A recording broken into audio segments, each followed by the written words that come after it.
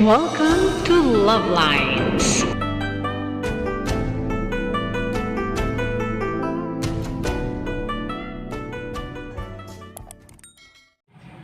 Tayo ay magluluto ng ramen at noodles.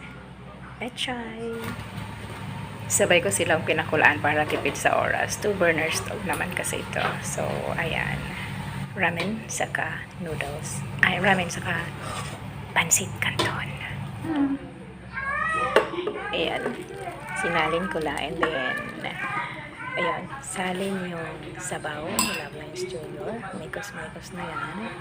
At pagkatapos ay isali naman yung aking kwechao pancit canton with pechay. Mikos-mikos na rin after that. Face to face na. Yan, mix ko na. May quick chow. Bebe, let's eat na. Face to face na. Mix very well. O, diba? May fruit na. May veggies. And ito yung kay LuvLiNes Junior. Right, ito na yung ating sabaw.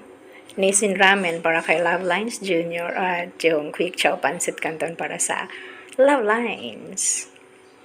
Alright, tara, let's eat. So that's all for now. Thank you so much for watching. Once again, this is LuvLiNes. Have a good day and God bless.